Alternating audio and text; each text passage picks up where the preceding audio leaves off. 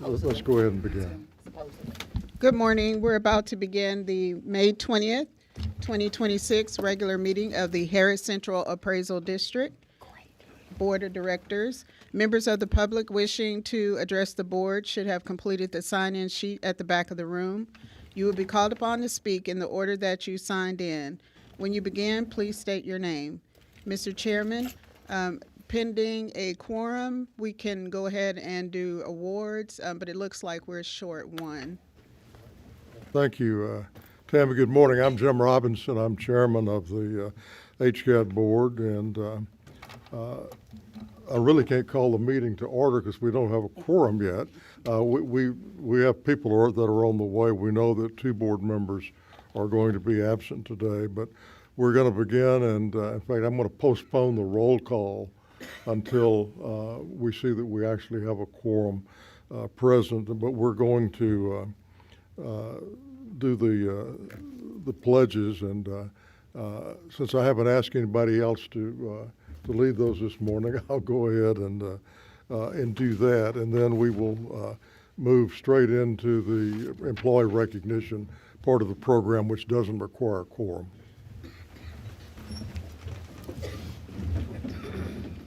I pledge allegiance to the flag of the United States of America and to the republic for which it stands, one nation, under God, indivisible, with liberty and justice for all.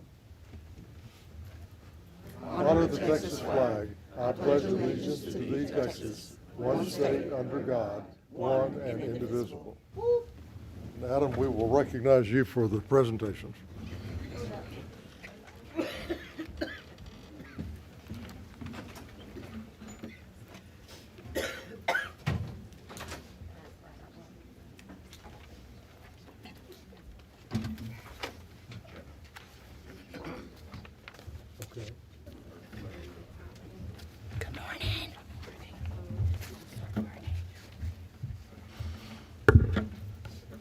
All right, how are we doing today?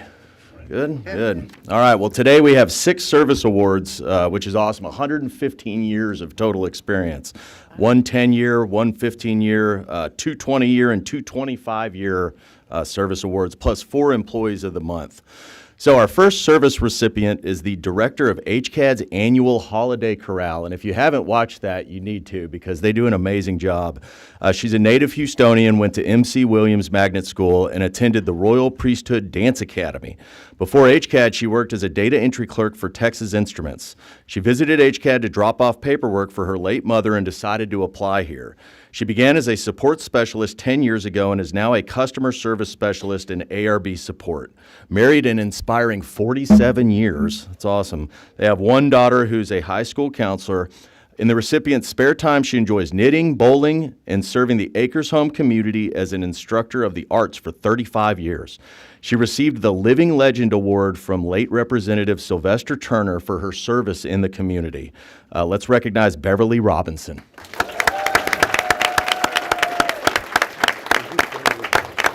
Acres Home 44, Fofo. Fofo.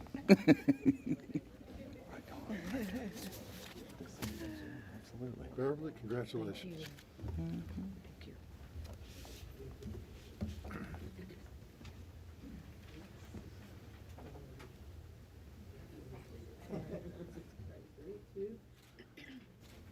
Thank you. This is Oh, thank you.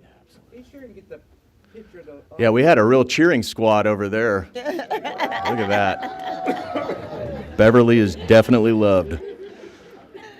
All right, our second awardee joined us 15 years ago. Born in Port Chester, New York, earned a bachelor's degree in theology from the College of St. Rose in Albany, New York. He got a JD from St. John's University in New York City. He has a long and varied work experience, including factory production, market research, accounting, and collections. He practiced law in New York, in Texas, and in the U.S. Army, and has an honorable discharge from the Air Force and Army. He found HCAD online, hired as an ARB administrator, and for many years he assisted past chief appraiser Roland Altinger as executive project advisor until Roland retired. He currently serves as the communications manager of the eBank operations. The awardee is a published author of a 500-page reference book on the New Testament. Let's recognize Pete Barbaro.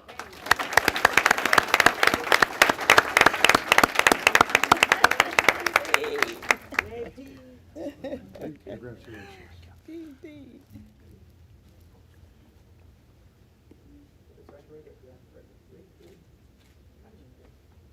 this is yours also. Congratulations, Pete. All right, our third awardee is the grandson of a king who reigned for 26 years. The recipient was born and raised in Nigeria, earned his bachelor's degree and a master's degree in urban planning there, and a PhD in urban and transportation planning from the University of Technology in Austria. He moved to the U.S., worked as a property manager in downtown Houston, and heard about HCAD while in real estate school. He was hired on as an appraiser trainee 2 in residential and is now a valuation analyst 5 in commercial. He's also earned the IAAO AAS designation. The recipient was recognized by former Mayor Anise Parker for his volunteer work as a chaplain's assistant in the Texas Department of Criminal Justice. Not an easy thing to do. Let's recognize Ola Balogun.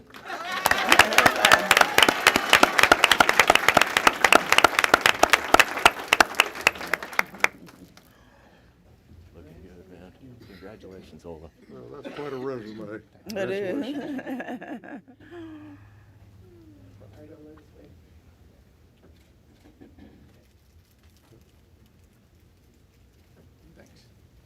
Thanks, Ola. Thanks again, man. Never shook the hand of the grandson of a king before. That was pretty cool. Pretty cool. I was hoping they have some vacancies for queens over there. Oh, there you go. There you go. No comment. The next service award recipient began her career at HCAD as an admin tech in the Business and Industrial Property Division. She's worked her way through the ranks and currently serves as a manager in ARB operations. She's been with the district for 20 years and is one of the 83% of our employees who plan to retire from HCAD. Let's recognize Tarsha Shamlin.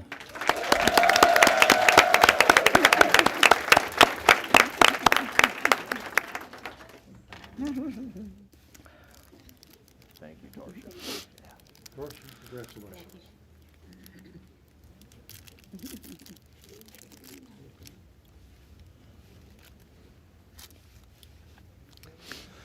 All right, this next service award recipient joined us 25 years ago. Born in Houston, went to Dobie High School, attended the University of Houston, graduated cum laude with a bachelor's in Spanish.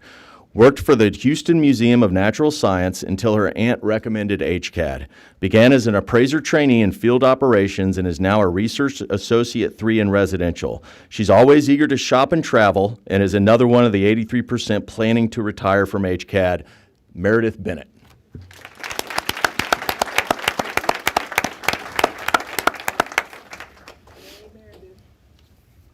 For all you do, Meredith. Meredith, congratulations. Thank you.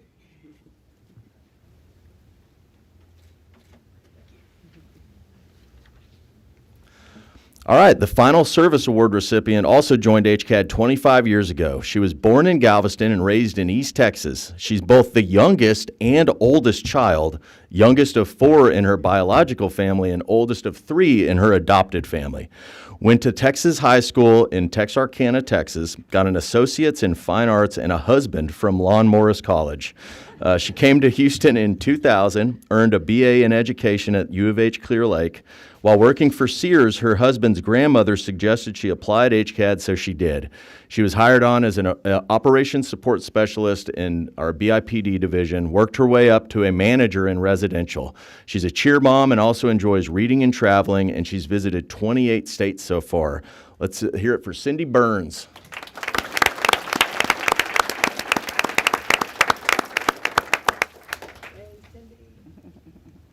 Thanks for all you do, Cindy. Good morning, Cindy. Congratulations.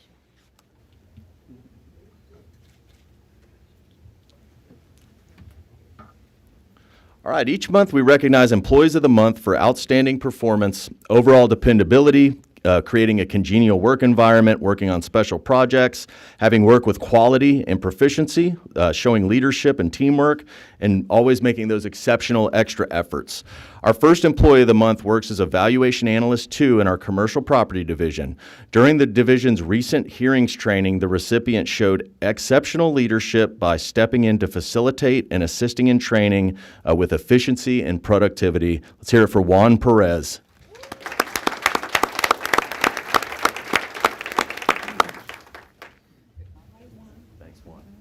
Get it. Yeah. Our second employee of the month is a Houston native. Went to Cypress Park High School, earned a BBA in Human Resource Management from the University of Texas in San Antonio. She took advantage of HCAD's summer internship program and then was offered a permanent position 6 months later. I love it when our interns end up becoming employees. Works as a coordinator in the Human Resources Division, and she's recognized for her first-class customer service, her proactivity, and innovation. Her improvements have streamlined access to online learning resources, making training more intuitive, accessible, and efficient across the organization.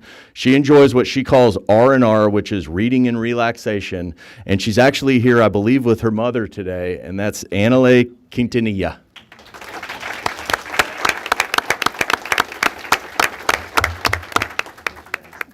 Absolutely. All right, they do want, real quick, one picture, I think. Okay. Awesome. All right, our next awardee is a diehard Cowboys fan. That'll get some mixed reviews here. Born and raised in Corpus Christi, went to West Oso High School, earned a property and casualty insurance license for the state of Texas. Worked in insurance for a while, then at Southwestern Bell for 8 years. Today she works as a customer service specialist in the Information and Assistance Division. Her nomination describes her as dependable and hardworking. She has a positive attitude, provides first-class customer service, and assists with special projects with enthusiasm. The recipient enjoys traveling, watching sports, obviously the Cowboys, and time with family. Let's hear it for Delma Silvas.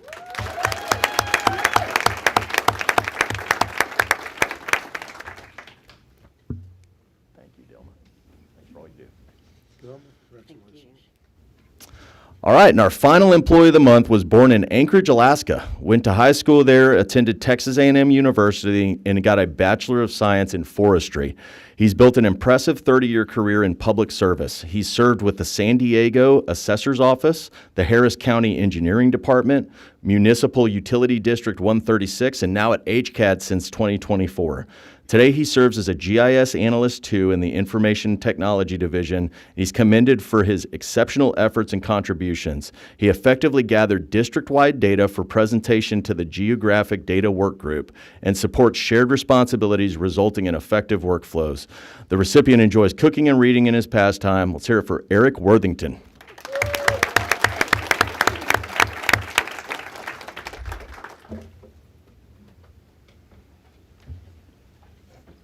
Congratulations. Thank you, Eric. Absolutely. Eric, congratulations. We'll all head this way. All right. Picture time.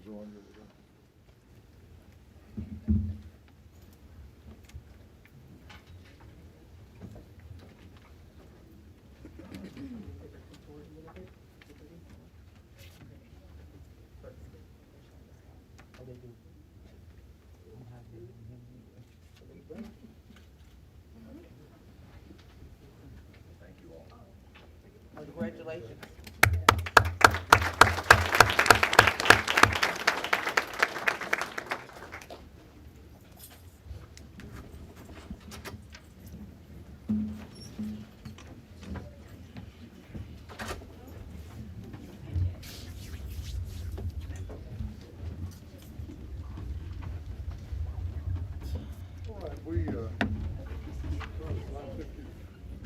The time is 9:51, and we now have a quorum present, so I'm going to do the roll call. Kathy Blooper Daniels, Present. Tracy Jones, Present. Martina Lamont Dixon, Present. Erica McCrutcheon, Present. Melissa Noriega is out today, Annette Ramirez is out today, Kyle Scott is out today, Mike Sullivan is said he would be here, but probably caught in traffic. Myself, Jim Robinson, is present. We'll now take comments from members of the public who have signed up to address the board. We have two people that have signed in this morning. During the public comment time that we allow 3 minutes to address the board. Speakers, if you'll note the clock, Ms. Guerra will be keeping the time. She'll alert you when you have 30 seconds remaining, and also when your time has expired. When I call you, if you'd please come up and state your name for the record, and we'll begin with Melissa Rowell.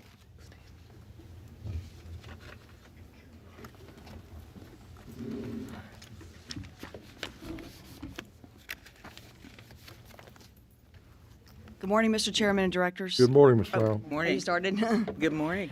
I'm Melissa Rowell. First, congratulations on getting over 1.3 million notices out in the first run. Per Adam Bogard, that's a huge undertaking, and I want to recognize the staff effort behind that accomplishment. Second, I appreciate the additional transparency efforts. Homeowners are now more aware with some issues being reflected on notices, and transparency matters. Third, I want to acknowledge that both the residential and commercial property groups clearly worked very hard to complete this year's work on schedule.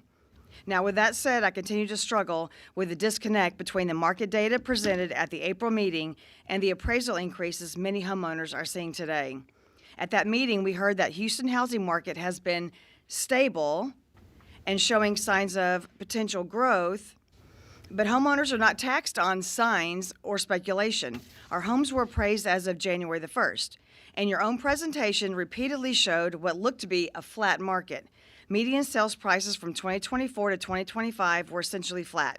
Sales volume increases of around 1 to 3% are modest and indicate stability, not a rapidly appreciating market. Inventory levels at 4.5 months were described as balanced market conditions. And one of the biggest red flags to me was the housing starts chart. New home starts dropped to levels we have not seen since roughly 2012 or 2013, and new construction values appeared to trend back toward 2018 or 2019 levels. Builders slow down when they see softness or uncertainty in the market. I can speak from personal experience as a realtor. I recently sold a home in an area where nearby new construction builders had cut prices by around $30,000. Those reductions absolutely impacted resale values and what buyers were willing to pay. That is real market evidence happening right now in parts of Harris County. And I also want to say this, the discussion about investors misses the point for many Harris County homeowners. Most people are not investors. They are families, retirees, and longtime residents that lived in their homes for 5, 10, 20, 30, 40 or more years. They are not selling. They are simply trying to stay in their homes. When appraisals go up, taxes go up. Insurance often goes up. Escrow payments go up. It puts pressure on ordinary homeowners, even in a flat market. I also have concerns about how some of the data was grouped. For example, combining homes from $300,000 to $449,000 into one category is too broad. A $310,000 home and a $445,000 home are often experiencing different market conditions. And in the $200,000 to $299,000 category, which include over 413,000 parcels, I would like more transparency about where the 43% of decreases occurred and whether the 43% of increases that did occur were truly aligned with this flat market data. For example, my own appraised value had a roughly 5.8% increase, and what HCAD itself described as a stable or flat market environment. I appreciate the hard work by staff, but I believe homeowners deserve appraisal outcomes that most closely reflect the reality shown in HCAD's own charts and graphs. Thank you very much. Melissa Rowell. Thank you, Ms. Rowell. Next, the chair recognizes Mark Gullaby.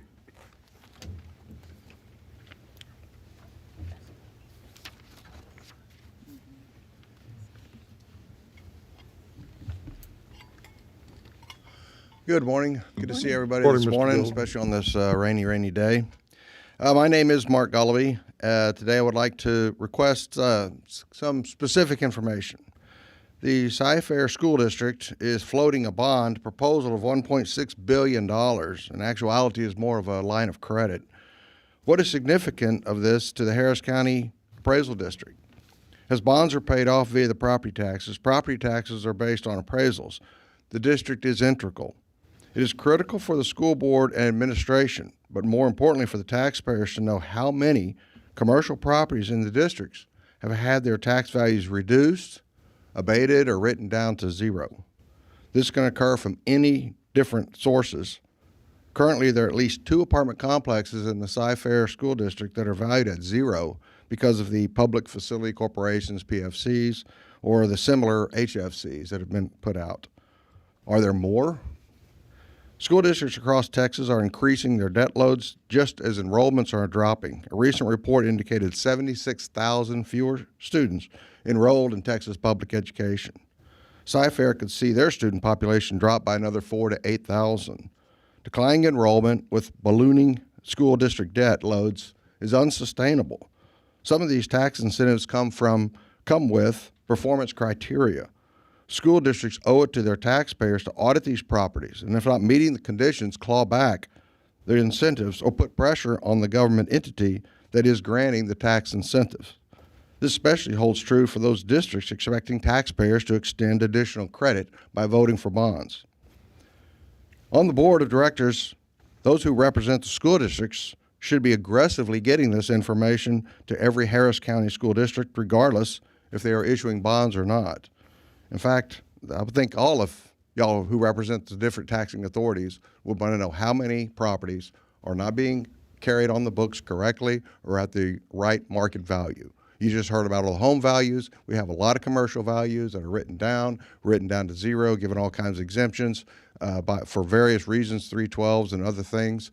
It needs to be known. The taxpayers need to know that there's a lot of properties that we have out here that are not being taxed at their proper market value. So thank y'all for your time. Answer any questions. Well, not supposed to ask your questions. Oh, but we- okay. we Well, then I guess appreciate I won't get any. the participation, Mr. Gilliby. All right. Thank y'all very much. Thank you. Next on the agenda are committee reports. The chairman of Budget and Finance is not here. And I think the evaluation committee meeting was postponed. Do we have a report from the ARB committee? And y'all didn't have a meeting this last month. No. So no committee reports this morning. And we will move to the consent agenda. We have 10 matters on the consent agenda this month. Item 7A is discussion and possible action to approve the minutes of the regular meeting of April 15th. B is discussion and possible action to review and approve a one-year renewal option on a contract with Questmark Information Management for printing and mailing services with an estimated cost of $630,000, which is the same as last year. Item C is discussion and possible action to approve, review, and a one-year renewal of Workday products, subscription from Texas DIR vendor Precision Task Group in the amount of $493,504, which is a 2% or $9,677 increase over last year. Item 7D, discussion and possible action to review and approve a one-year renewal of VMware licensing for the district's 2025 data service center expansion from DIR vendor AccuData Systems in the amount of $103,000. That's the same as last year.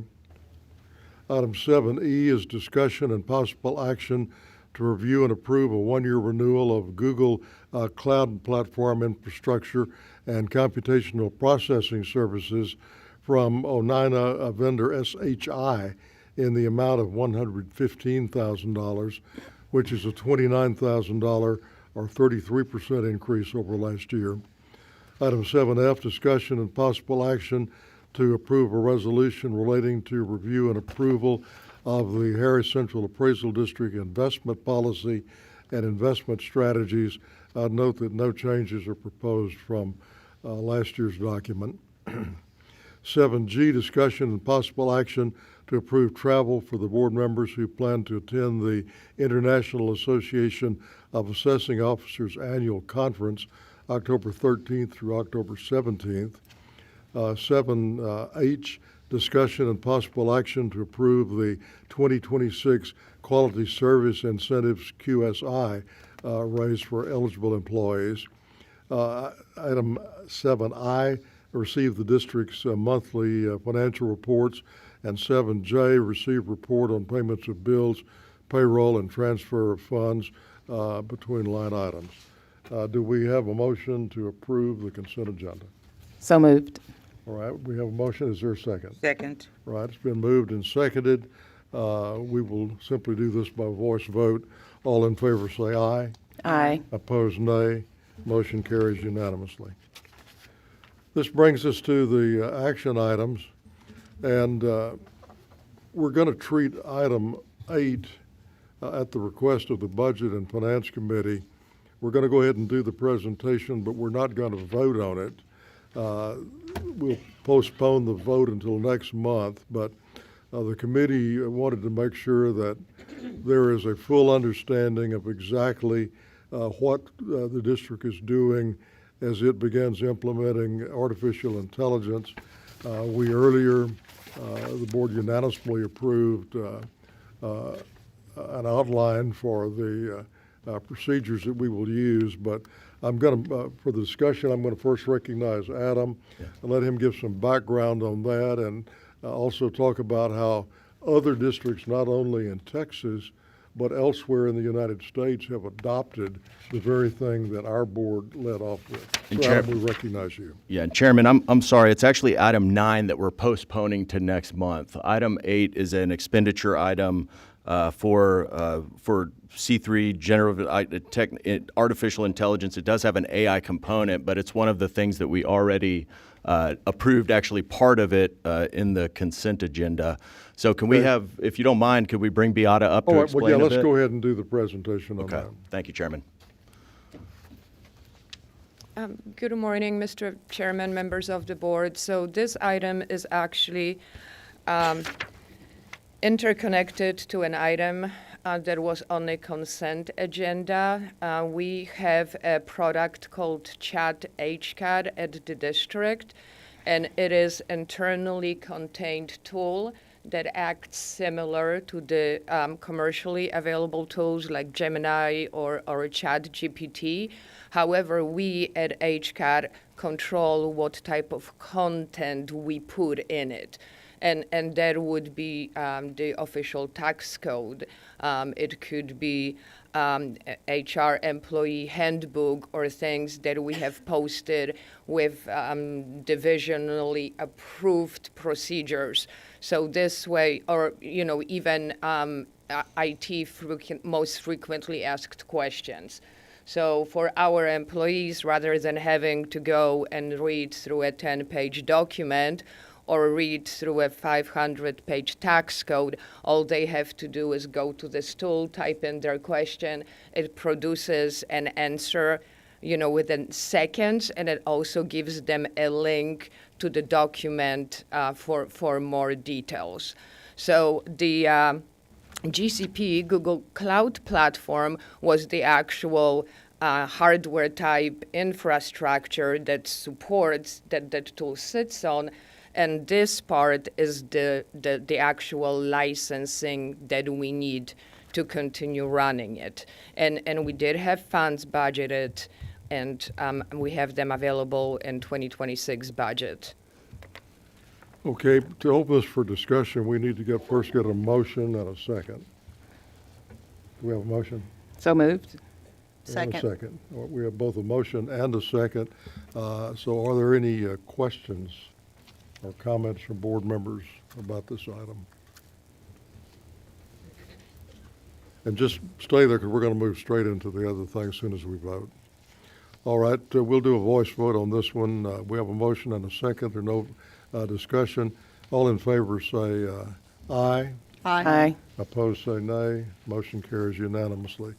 And this moves us into the, which was originally on our draft and has been moved to the discussion item, modifications to the AI governance framework. So Adam, you lead off and then we'll then move to Viata to go into further detail. Yes, sir, and thank you, Chairman.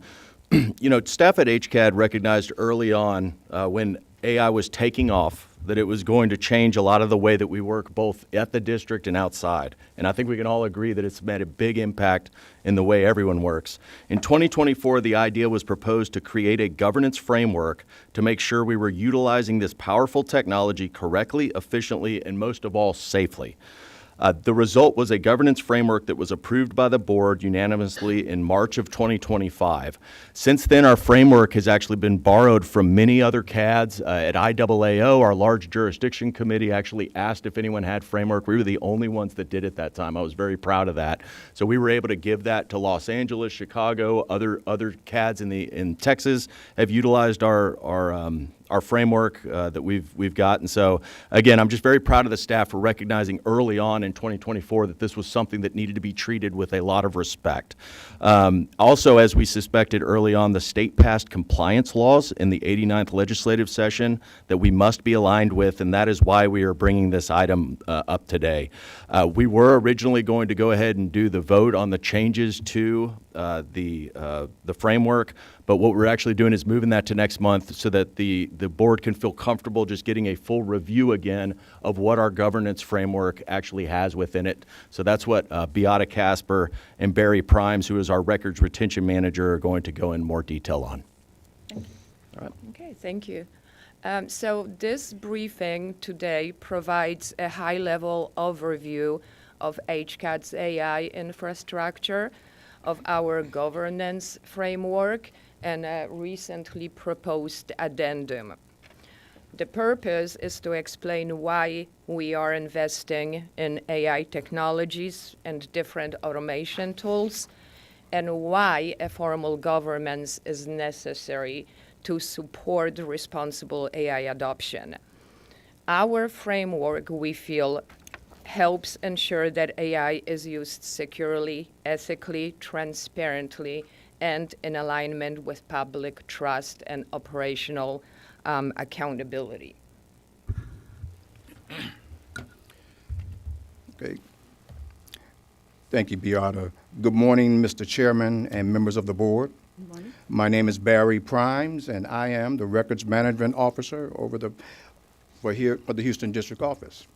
Over the past year and a half, I have conducted extensive research in AI governance as a part of my doctoral dissertation, and I've discovered that AI is a valuable tool for many organizations. But the problem that we often run into is that it is not governed properly. Many organizations are adopting AI without implementing governance frameworks, which leads to a lot of issues. Some of those issues are bias, inaccurate outputs, privacy violations, security risk, compliance failures, accountability gaps, and et cetera. HCAD is a public entity. Therefore, transparency and public trust are critically important. Taxpayers must have confidence that AI-assisted processes remain fair, explainable, accountable, and subject to human oversight. The governance framework establishes the controls that are necessary to support responsible innovation. Next. So there are major risks that are associated with unmanaged AI use. And those risks include, again, algorithmic bias, hallucinated or inaccurate outputs, unauthorized disclosure of confidential information, cybersecurity threats, lack of transparency in AI-governed or AI-generated decisions, and reputational and legal exposure. In public sector environments, even isolated AI failures can significantly impact public confidence. AI governance helps ensure that AI systems are monitored, risks are identified early, human oversight is maintained, and compliance obligations are met, as well as accountability remains clear. So the framework establishes the rules, oversight, and accountability structure for the use of AI technologies across the district. It defines key principles such as transparency, security, fairness, privacy, and human oversight to ensure that AI is used responsibly. The framework also supports innovation and modernization while protecting taxpayer trust and organizational accountability. So our governance framework went through an update, which is why we're standing here today. Following the passage of House Bill 149, which is the Texas Responsible Artificial Intelligence Governance Act, which is called TRIAGA, Senate Bill 1964, which is Government AI Oversight, and House Bill 3512, which is the requirement for AI training for all state employees. Several important enhancements were made to HCAD's 2026 AI governance framework. The updates strengthen accountability. They also enforced or helps to enforce compliance oversight. It helps with employee training and vendor governance as AI adoption continues to expand. The framework now includes additional requirements related to human oversight, or humans maintaining or keeping humans in the loop. And vendor governance as AI adoptions expand also. But this framework now has all of these additional requirements, and Texas AI compliant, and it meets Texas AI compliance expectations that are now. Overall, these updates positions HCAD to operate AI technologies responsibly while maintaining transparency, public trust, and regulatory alignment. So while the framework establishes this overall governance and oversight, there's an addendum. We felt that it was necessary to apply or implement an addendum to the framework because we are now going into the use of chatbots or chat GPT, Copilot, things of that nature, and employees will be able to use AI on site. But we wanted to make sure that they had the tools or the rules or the guidelines necessary to make sure that they're using it properly. So we implemented the AI policy on personal use of AI products and AI tools within the government, within this organization. All right. That's Okay, so AI is not just an IT initiative. In the end, AI governance is a board-level governance issue. As Barry and Adam mentioned, AI governance could impact operational risk, legal risk, reputational risk, could affect public trust, compliance, and organizational accountability. And strong governments adopted by HCAD demonstrate responsible stewardship of taxpayer information and reinforces confidence in HCAD. Board support is essential because governance effectiveness depends on leadership sponsorship, accountability, organizational culture. And as Mr. Bogard mentioned as well in his introduction, HCAD did kind of step ahead of the curve in 2024 by forming the AI governance committee. We meet on quarterly basis, more often as needed. Any type of AI-related initiative is discussed through the committee.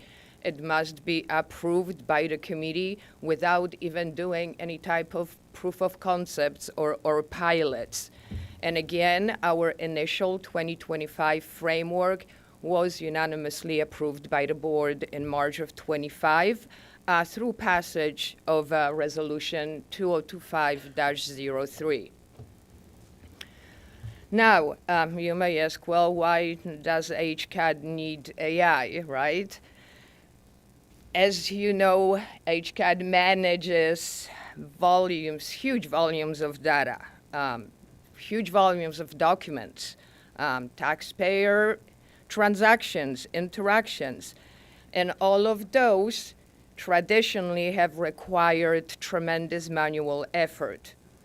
With using some of the AI tools responsibly, we can improve efficiency, we can automate repetitive tasks, we can enhance customer service, and support human decision-making. Again, strategic benefits of AI platforms, better self-service support, faster responses, help with research, better insights into operations, accelerate document and records processing, cost efficiencies, scalability. So the goal is to improve service delivery and operational scalability while also supporting modernization efforts. Here are some examples of AI tools, platforms in use at HCAD.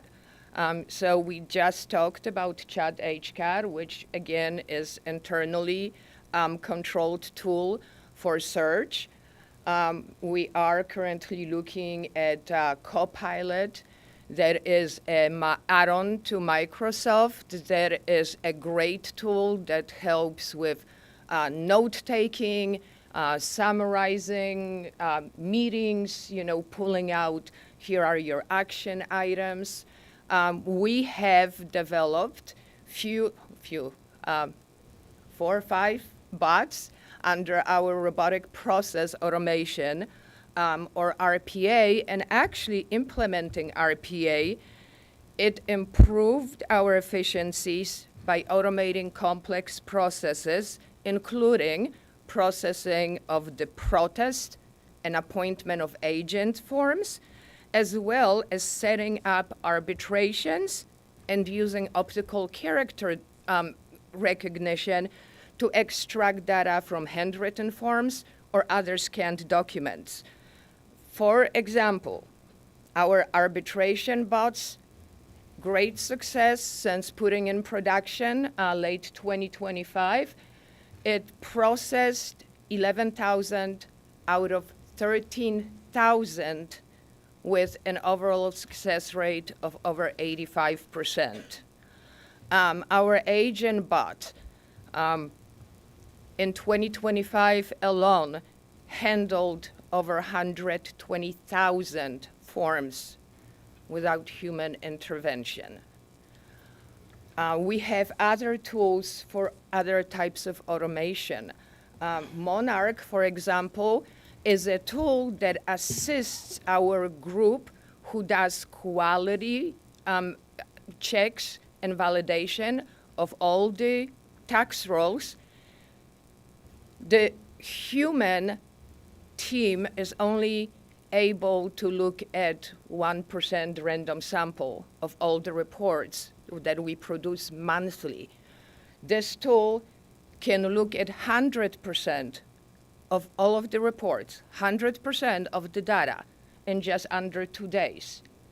And what it does, it will send an alert if there is something that is incorrect or that it needs to be looked at. It doesn't change anything, but it checks everything and it says, hey team, I found some discrepancies. So in closing, AI technologies such as Chat HCAD, Copilot, different types of automation are becoming fundamental tools for operations. However, as mentioned, successful AI adoption requires more than just technology implementation. Requires governance, requires accountability, transparency, it requires human oversight, security, ethical safeguards, and lifecycle management. We believe that HCAD's AI governance framework, the 2026 updates and addendum, establish the structure necessary to support the responsible AI innovations while protecting the district, employees, and our taxpayers. And with that, we'll be happy to answer any questions. Before I open this up to questions, it would appear to me that the principal concern that the Budget and Finance Committee members had probably really boils down to the use of chatbots and interacting with the public. We And the key to what we're doing, you know, one of the weaknesses that has been publicly identified of AI systems, an AI system is only as good as the data it reads in and has learned. And if you let it read in anything about property taxation, then the chat box is going to give out garbage because it's not going to be specific as to what we're doing at HCAD, specific as to Texas law. So when we adopted this thing, and I think the board members will recall this, we provided that all of the input would come strictly from in-house. We're not going to go out and take anything from and mine public data. That way we have absolute control. And I really think that's the concern, though, that the committee had, that somehow that there'd be things get in there and we would feed out erroneous information to the public, and you know, they would take actions that would be very harmful both to them and to the district. And that simply is not the way this is going to operate. But with that, let me open for any questions that board members have or comments. Kathy. Thank you, Mr. Chair, and I'm sure that there will be lots of questions. Beata, you know I was going to have some questions. It's just concerning to me. I don't know how to articulate all of my concerns. Part of it is we just voted on item 8, which coincides with 9, and it should have been, to me, had this discussion or this interview, the presentation prior to us voting on 8, so that we could, I guess, be able to put all of our concerns together for both item 8 and 9. I know we voted on this in 2025, and I do remember extensive, I don't remember all the details, but I remember extensive conversations from Director Scott and Lamont Dixon, as well as others, about this ChatGPT. I was in New York last week before last, and since I came from New York, I'm getting all kinds of sales initiative, because I shopped a lot, of various things that are coming to my phone based on the algorithm. I ain't that smart into algorithms, but I know it's because I was in New York, right? And so I'm still getting information about plays, etc. So my concern is the utilization of this, particularly the chat and the co-pilot. I mean, like I said, I'm not that smart, Beata. You have to help me out along the way. I'm concerned that the personal information, the personal data, as it relates to property could be exposed, or ChatGPT and Copilot could give out erroneous information. So that's my biggest concern. But again, I know we've already voted on item 8. I was just like, why didn't we do 8, 9 after the presentation to have all this data so that we could look at? And so I'm not going to give you a whole lot of questions. I think Martina has something. I don't know if Tracy does too. But I'll be back, because I'm going to ask some more questions about that algorithmic drift. That's concerning. You know, y'all know that kind of stuff. But we've got to make sure that the public is comfortable that we're just not using AI to come up with property valuations or information to say, like Ms. Melissa was talking about this morning, about the evaluations of certain areas or certain commercial properties versus residential properties. So we want to make sure that the playing field is leveled, and AI, in my opinion, would not be able to provide that. Correct. So, if I may. So, Mr. Chairman, you are absolutely correct in the kind of brief summary of our conversations last year. And we do not have any AI tools facing our public customers. We do not use any AI-driven chatbots to talk to the public. We have a little chat that is managed by human beings. And that doesn't use any AI technology. It's just like talking on a phone. We're just exchanging information via the little chat. So we don't have any tools that have any type of AI facing the public. Chat HCAD, one of the main reasons that we did Chat HCAD is to avoid, like Ms. Kathy Bluford-Daniels mentioned, the bias that can be generated by ChatGPT. We do not want our employees using ChatGPT to answer appraisal-related questions. We want them to use Chat HCAD because Chat HCAD is contained within HCAD. We give it only the information that we know is true and nothing else. And can I add one thing real Yes. quick, especially about Chat HCAD? Currently, all it is it's basically a quick way to get answers from the tax code is all we're using it for. We want to expand it and maybe find other uses, but right now what it is, I'm not one of these people who can memorize tax code. That is not my specialty. But what I can do with that is I can say, remind me what the requirements are for an ag exemption, and it'll give me that. That's the extent of really what we're using so far. So we're being very, very careful because, again, your concerns are absolutely right. We don't have anything that is pulling any data from outside of our own little contained bubble right now. And that's why all of those concerns, that's why our governance framework that we built is so important, so that we don't end up in a situation where we are accidentally leaking out public data or giving incorrect answers. But right now it's a very small, it's really just getting out of the pilot project phase is where it is. That's why we asked the board for the increases in computing power with Atom 8 and 9 to be able to build upon it, to maybe add in some new things, some Q&A things that we have from within the divisions, maybe HR, some HR handbooks, so that we can say, hey, what is HCAD's policy on this item? But we're being very slow and deliberate and careful with the way that we're doing it because, again, we do not want any of the issues that is being brought up to come and bite us. So. Right. So there's another issue Ms. Bluford-Daniel talked about was this algorithmic and, doing valuations. We are not, or do we not propose using AI for any of that. So when we talk about looking or analyzing things, so let's say we have trending and statistics, and I hate to pick on Scott, but I will, for our call center volumes. And that helps us decide, in May of every year, there is this huge spike of phone calls. The volumes just go up. Do something about it.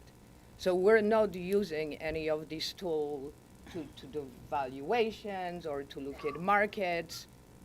That's not yet even considered. And see, that's part of just the example that you used, the volume going way up, phone calls, et cetera. That's called forecasting. That can be Right. manually done. Right. You should do that every year. Yes.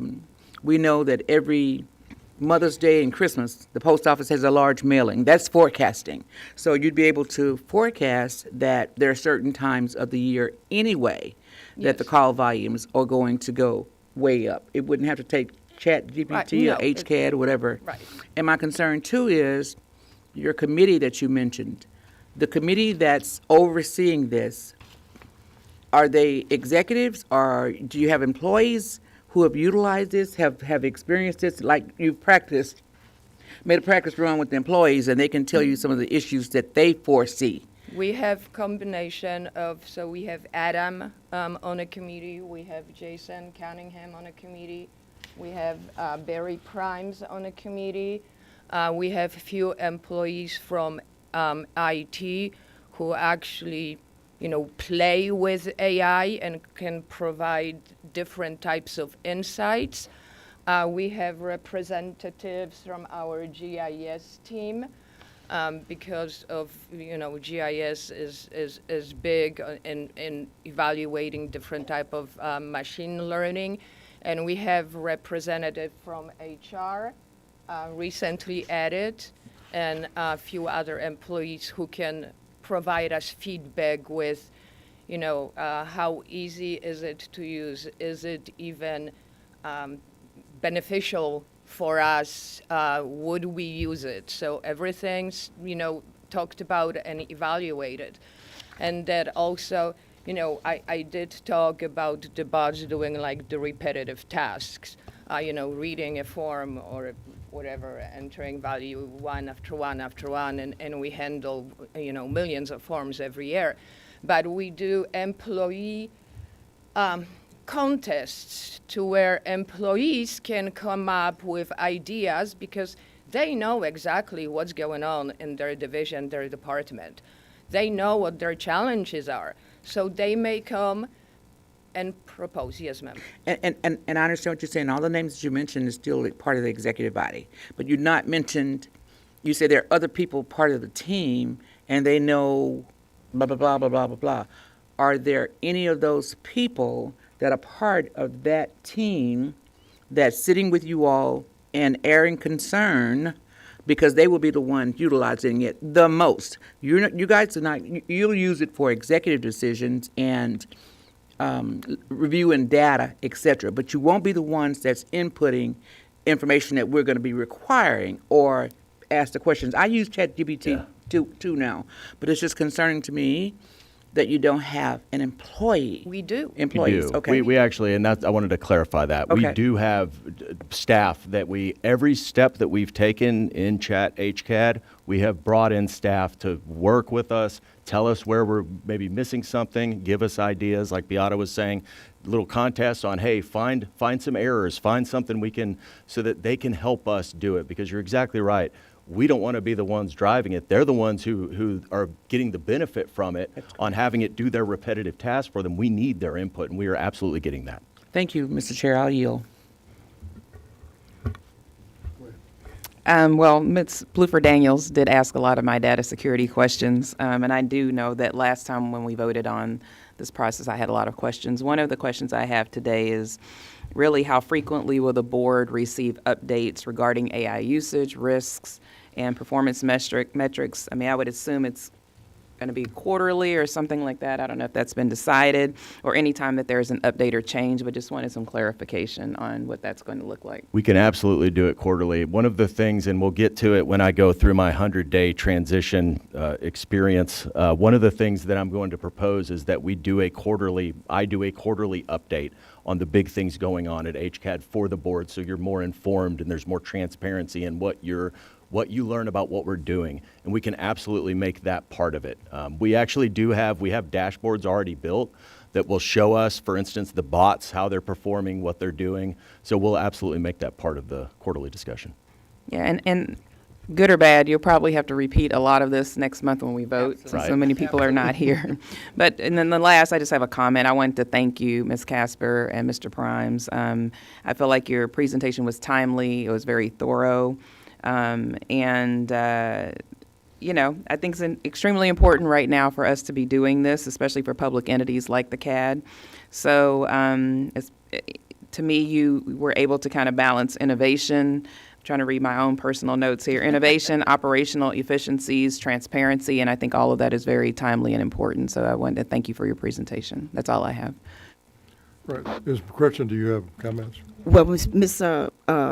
Director Buford Daniels and Martina Dixon just hit all of my points. I was just like, perfect. But I do want to give a comment to say thank you all for, most important is I appreciate you guys being on the cutting edge of this and representing HCAD throughout the state and even the nation in leading this. AI is here, and it's here to stay. Mm-hmm. And I work in the medical industry, doing Medicare and working with insurance, and how it has changed that industry is just remarkable. And they're saying in the next 15 years, everything is accelerated twice as fast now with the AI.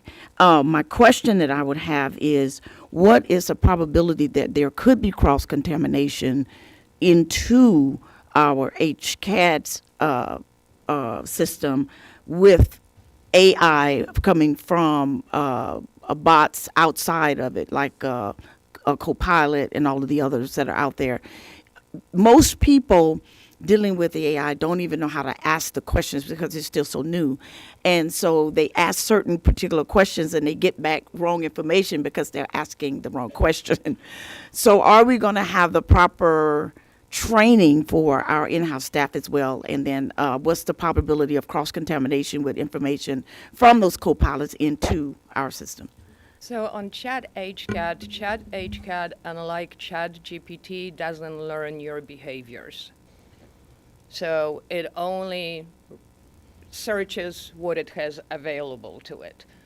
So a chance of contamination would be if somebody uploaded incorrect type of document to Chat HCAD, it would have to be internal. But anything that gets uploaded to Chat HCAD goes through scrutiny. We present it to the AI governance committee before we decide yes. We do it in a test environment to make sure that it is giving answers as expected. It goes through a change control committee before it actually gets pushed to production. So that would be Chat HCAD. Copilot, once again, so there is this commercially available Copilot, but there's also this enterprise Copilot that's only contained within HCAD's tenant. So there is always a risk. We're doing everything we can to minimize that risk by, educating our employees. We're planning on doing similar thing that we're doing with our cybersecurity monthly training videos, adding AI components to it. Part of the 2026 legislative changes require that we certified 100% of our employees did take AI training by August 30th of every single year.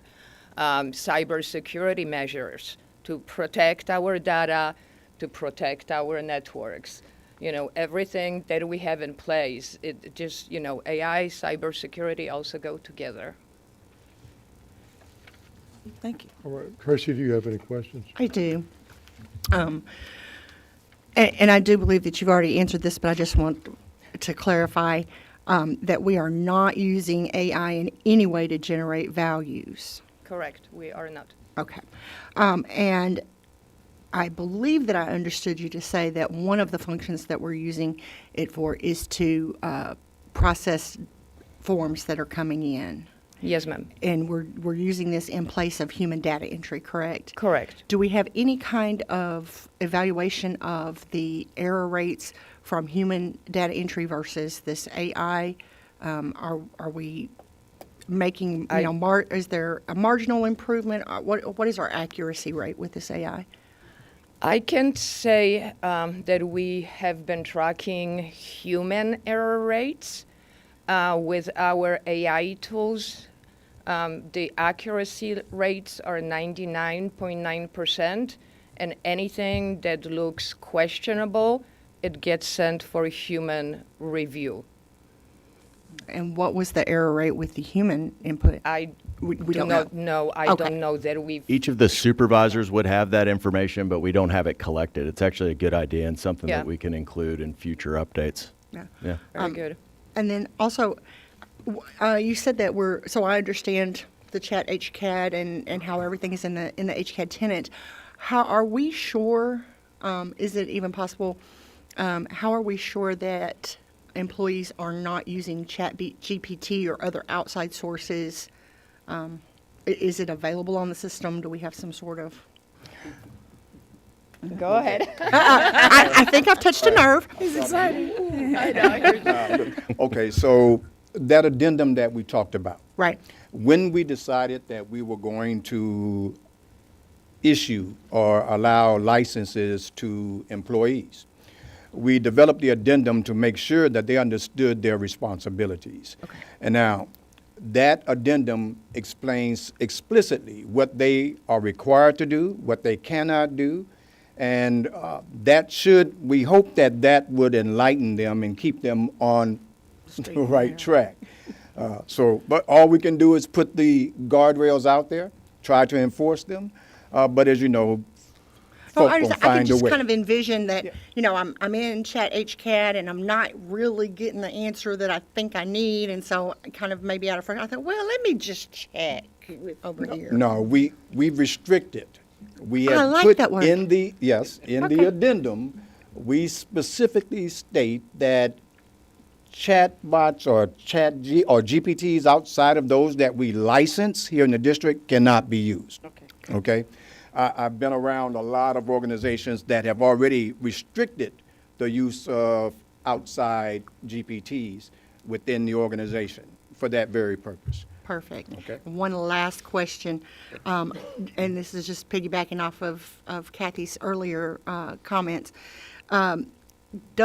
Do any of the AI tools that we're currently using have access to personal individual property owner information? No. Perfect answer. Thank you so much. I appreciate it. And if It I was a could, very Chair, good presentation. I'm sure you'll be repeating it next month. But Yes, we are sir. going to bring this up for a vote next month. Thank you.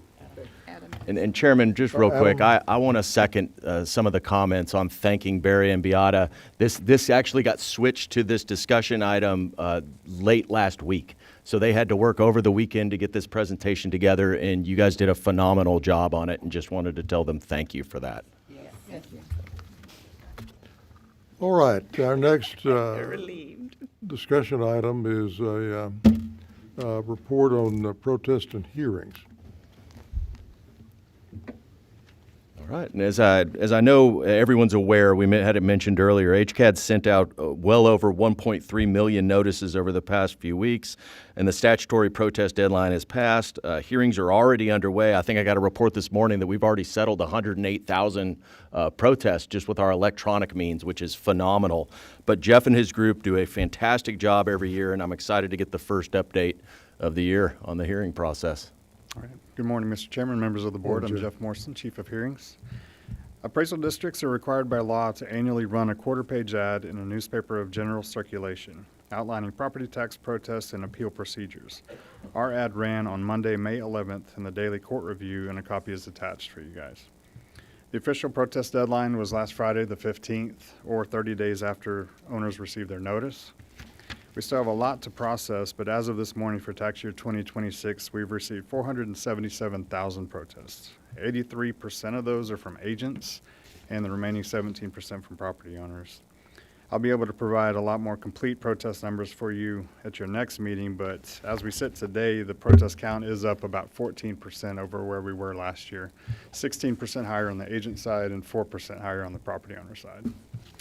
We're already seeing tremendous success in our electronic programs.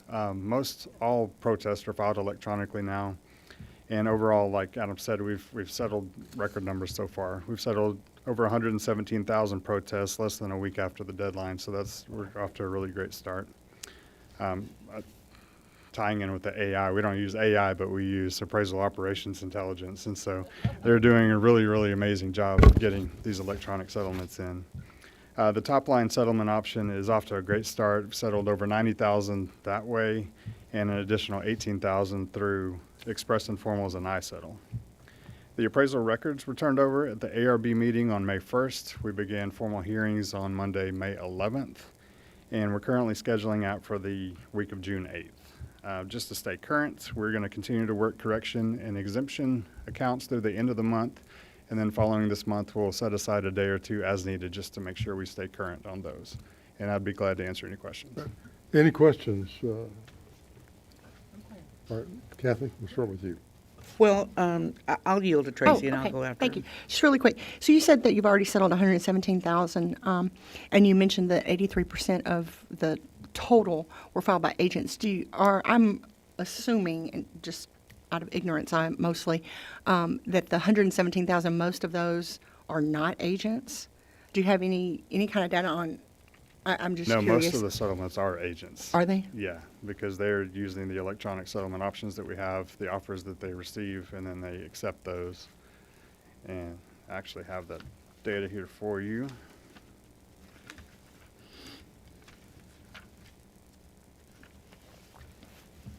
Let's see. Agents have settled 100,038 accounts of those. Okay. And then I have a question about the tax code. You said that the deadline, protest deadline is May the 15th or 30 days after the property owner receives their notice? Their notice, yes. And so how do we calculate the date that they receive it? Is it the date that's on the letter? Is it the date on the letter plus 3 days? What do we? It's the date on the letters when it starts that, and we post-date that date further out than when we actually mail it. And so Do you know how far you're post dating? So if we were mailing letters today, what date would they have on them? I'm not sure. I think it's 5 days. I know for the majority of all of our accounts, the actual protest deadline was the 18th, which was Monday. But Mine, I got a delayed one, so I was particularly curious about how that works. Yeah, a lot of them you receive, and then the date is exactly like you said, 3 or 4 days later. So it gives a little, and again, it gives a little bit of leeway to the property owner. We do try to do that, but yeah, I think we can get you an exact date. If 5 days is not the answer, we'll let you know. Okay, thank you. thank you. I actually had a question, Mr. Chair, about that same thing. Thank you, Tracy, for asking that question. I had that same question, and I called Ms. Terry to get clarification because I saw on Facebook that people were saying that the last day to actually file, I don't know if you saw that, Tracy, was Monday, this past Monday. Well, prior to that, then all the organizations and groups that I'm a part of and noticing and informing people via Facebook, et cetera, that they had until May 15th. Right. That's always been what's programmed in my mind, May 15th. So you've got the notice dates. So if the notice was April 20th, then they really have until May 20th with the 30 days, right? So does that sort of confuse people? How many of those notices are after the 15th, along the lines that Tracy was asking? Because I'd like to know how many people were noticed after the actual 15th that will stagger in and still have that 30-day timeline that will be later than the May 15th. I think the majority of them were past that 15th. A lot of them, like Jeff had mentioned earlier, were the 18th. And that's a function of when we post-dated that letter, so gave them a little extra time. But yeah, the vast majority, I mean, I think we got out, and that May 18th is the deadline. Is that correct, That's Jeff? correct, yes. Okay. So were there any that went out April 19th or 20th? There's, Go ahead. Jason can correct me if I'm wrong, but there's batches that continually go out. I mean, because as we got the majority of them out the door, but there's still a lot left that are still going out, and they're going to have that date as well, 30 days after they receive the notice, and it's on their notice. Kathy, to further expand on that, there's always properties being worked and being picked up and added to the roll. So there's, as a general rule, almost every day there's something else being noticed. And all of those are going to have, if it's, falls past the statutory protest deadline, they all have a unique protest date, which is 30 days after the notice is sent. But right at the top of every notice, it prints the specific protest deadline. Okay. So, anybody that gets that late notice, for example, we still haven't noticed business personal property. It's going to have a much later deadline, but it'll be, every business owner is going to see their specific protest date on the top of that notice. And I can appreciate that, but the business owners will be somewhat ready, prepared in some cases, Mr. Chair, to receive those and knowing they have 30 days, whereas a lay property owner may not be as astute to that 30-day notices. That's what I was inquiring about, so thank you for that. Right, thank you, Jeff. Okay, our next item is report on the certified estimates, which the district is required to provide under the tax code. Interestingly, school districts in some cases can set their tax rates on certified estimates. Probably not a good idea, but it is something available. So, Adam, if you would talk about the care that we take in preparing these. Yes, sir. Thank you, Chairman. And actually, I'll have Mr. Cunningham will explain that. But as you're aware, and as Chairman Robinson just mentioned, CADs in Texas are required by the tax code to provide certified estimates of where we believe values will end up at the conclusion of the hearing season. We've provided those to the county, school districts, cities, and college districts, and Jason Cunningham is here to give us an update on the process and the values. Okay. Good morning, Mr. Chairman, directors. Just a short presentation. We're required by the tax code each year to do certified estimates as of April 30th, and we have to do those for cities, schools, the county, and we do a courtesy estimate for the college districts. So we delivered 64 estimates on April 30th. 60 of them were certified, and 4 of them were not required by the tax code and were just a courtesy. And our margin of error for all of our estimates is 5%. So whatever number we come up with, we're trying to be confident that it's not going to change more than 5% up or down. As Mr. Robinson kind of noted, we have to base these on the information that we have currently, and there's some things that are going to that we don't know at this time. We base it on our notice values and our historical hearing loss from prior years in the different categories. But then, as Mr. Robinson mentioned, we don't have all of the personal property information. Their deadlines are different. So we will be getting that here in the next few months. And then we also have barely started the hearing process at this point, so there'll be reductions there. There'll be reductions from the courts and then there's also a big one that I'm going to talk about that affected us this year that came from the Texas legislature. So each one of the jurisdictions gets a letter, and it explains what we've done and how we've complied with the tax code, and gives them an estimate of their 2026 taxable value. This slide shows you the overall Harris County estimate, and it's broken down into various categories.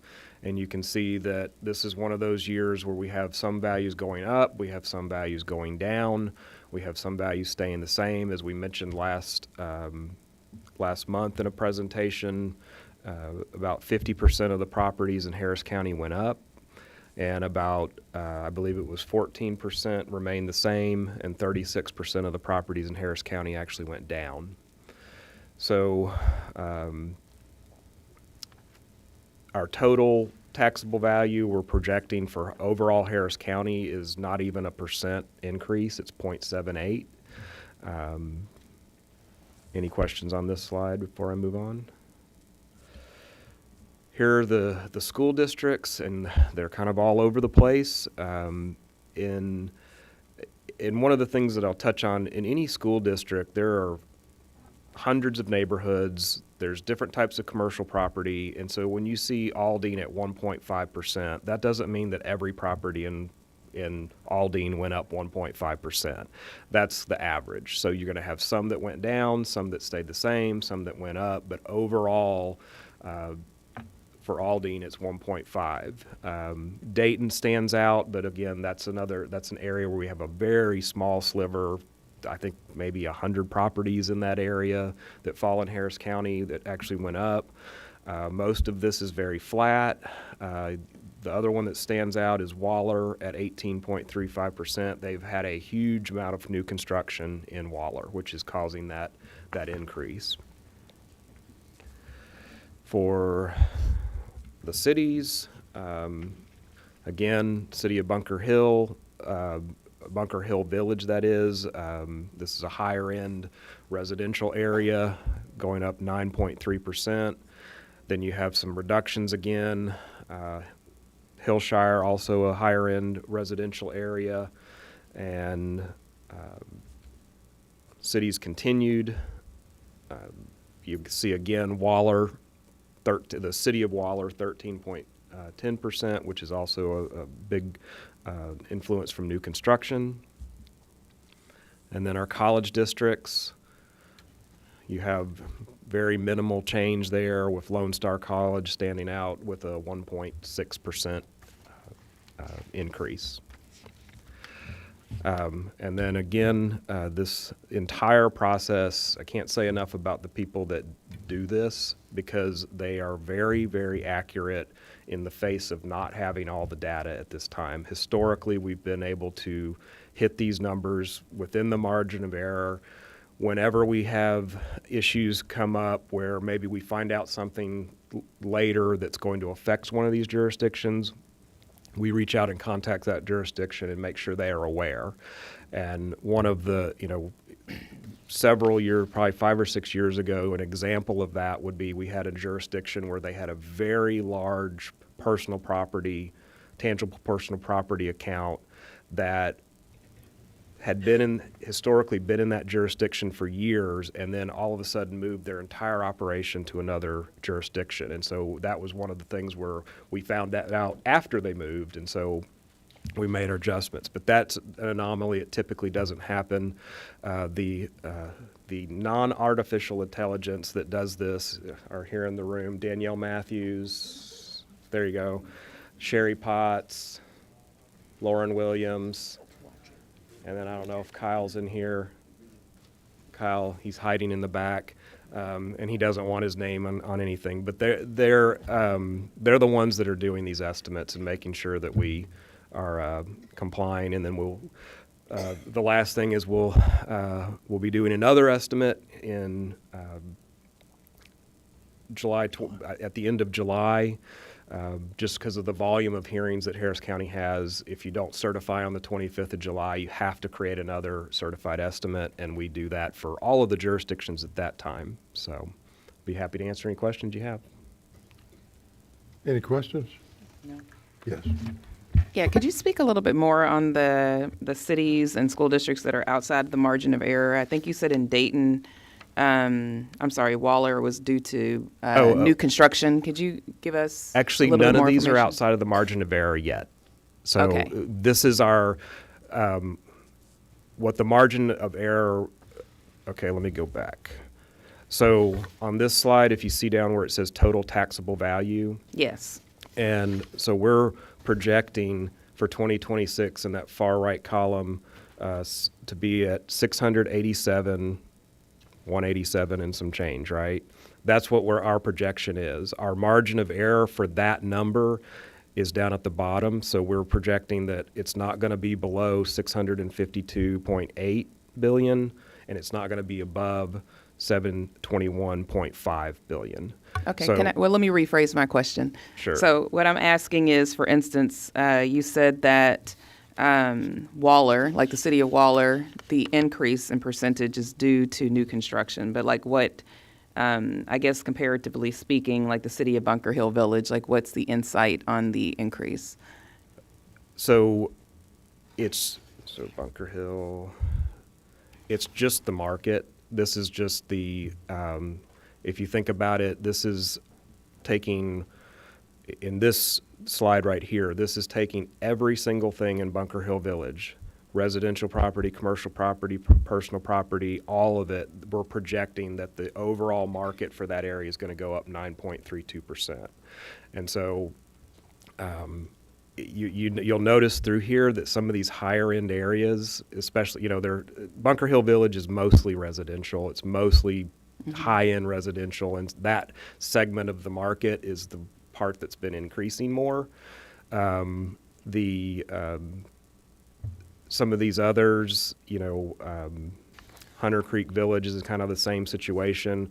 When you look at City of Houston, which is up on the top right at 0.45%, we're projecting that the overall City of Houston residential, commercial, industrial, personal, tangible personal property, all of that combined is going to go up that 1.45%, sorry. I'm not used to saying, like, usually you all are looking at this and they're all going in the same direction. Like when you have a market that is hot, like say 2020 where things were going through the roof, you would see all of these percentages being increases. But this is one of those, we've had 2 years now. Last year we lowered a lot of values as well. This year, we lowered even more values. You have reductions in commercial property. Office buildings were suffering this year. We talked about that last month. So all of those things combined are producing what we believe we will be at certification. And I think I maybe forgot to say that, and hopefully this helps clarify. This is the percent we believe that we'll be at after hearing loss and all of the other things. So we noticed at a certain value, we know we're going to have hearings, and values are already being reduced 108,000 or settlements already. So this is taking into consideration where we think we're going to be at certification. Yeah. So you spoke to like the higher end communities and Waller, more new construction. What about Dayton ISD area? Dayton, again, we have less than, I believe, less than 100 accounts in there. It's residential property, and it's just the nature of the handful of sales that we probably have in there that are showing that there's going to be an increase in those values. We have several little areas. Stafford is another one where we have, I think, less than 100 accounts, maybe less than 50 accounts in Stafford. Those border with other appraisal districts. Right. So So we like- just have so a with Dayton small, would- tiny sliver. Like Liberty County. So do we like talk to them at all? Like, I mean, I'm probably not, but I'm just saying No. to We just- look at the overall picture of like Dayton ISD. No, the analysts do a good job of, they always take into account everything going on, but in those tiny slivers, that may be just part of a new neighborhood that we have, and that's why it's going up 11%. I don't have the exact details in front of me, but it's just a very small amount. So when your sample's tiny, 1 or 2 sales can make a huge difference. But the analysts, again, they do a good job of reviewing all that data, making sure that they're on top of it, and they don't ignore what's going on in the other CADs. But again, they're just looking at the market. So Okay. Thank you. You know, an interesting point I think we ought to take note of. Somebody could look at, let's say a layman looks at Waller ISD and makes the erroneous conclusion, boy, we're raising everybody in Waller ISD 18.35%. Well, as Jason noted, that is the value of everything in Waller ISD. They've gained 18.35%. And I think that's not at all surprising because I saw a recent report, Waller County is one of the fastest growing counties in the United States last year. And there's a little bitty city in Waller County that was the 5th fastest growing city in the United States. So, you know, again, this is the measure of everything out there, it's not somebody's house went up 18.35%. Well, and that's actually why I understand Waller a little bit more, but like Dayton, if it's 100 houses and it's 11%, then it is kind of impacting a smaller group of the population. So that's why I was a little concerned about some of these numbers. But thank you. Right, thank you. I have a Tracy, quick did you have question. a comment? I have a quick question. In line with what Martina Lamont Dixon was asking, one, do you have somebody that is knowledgeable of Dayton and Waller and various things, one of the agents that could identify and address any concerns that we have in general? I mean, not to have them come up here and do a report, but that can say, well, I'm familiar with these properties in Waller because that's assigned to me. I've got X number of properties, subdivision forecast to be built next year. And that'll be, in my opinion, a way of being able to support and justify concerns for these increases. So each one of the appraisal divisions is set up very similarly, and they have a field section and then they have a valuation section. And so these groups are reporting to the folks that I just pointed out, and each of them has several 10 to 20 analysts that report to them each, and each one of those analysts, we have to carve up the county so that each analyst doesn't have the workload that's unmanageable. And so they have folks that report to them, like in Danielle's group. There's a whole team of people that do nothing but retail properties. There's a whole team that do nothing but office properties. In BIPD and Lauren's group, there's a whole team that's all the different categories of personal property. And one of the questions that I got last year that I didn't this year, under all other property, just to kind of get an idea of how this all meshes together into this number, that all other property includes oil and gas, minerals, personal property, mobile homes, exempt properties. And so when you look at these numbers like this, you're looking at a mashup, like Mr. Robinson said, of all of the properties in that jurisdiction. But we have experts in this particular area. So there's, in Sherry's group, she has, I think, 20 analysts, something like that. 21, okay, almost hit it. And there's this particular analyst in her group that has Dayton as part of their responsibility along with other areas. And I just used Dayton as a benchmark because that was the question that was asked. And so even with Ms. Sherry's and her group, then if there are questions regarding any one of these communities, then someone in Sherry's group can say, well, they're building a subdivision next year, or they're building a complex, apartment complex next year, or industry, et cetera. That's all I'm asking, Right. familiarity. And historically, you'll see sometimes when we do this report, you'll see places like Dayton have a 0 because we didn't update any of those properties because there was no new market data. This year there was some market data, so it's increasing. Okay, thank you. Thank you for that. I appreciate it. I'll be really fast. Sure. I noticed that in the opposite direction, down the cities along 45 South, I believe it was League City, El Lago, and Friendswood, that those are losing value. Do you have any insight onto why that's happening? And kind of as a follow-up or tangential question is, I know that there's a lot of work being done on I-45 South down through southern Harris County and on into Galveston. How do eminent domain proceedings, does that sales data affect our valuations in any way? We don't really consider those arm's length transaction in most cases, and thank you for asking that question because you reminded me of the giant thing I wanted to tell you that I completely forgot. Great job. Well, go ahead. So last legislative session, they passed HB 9, which is an exemption for personal property, and it went from a threshold of if you had under $2,500 of personal property for business use, it was exempt.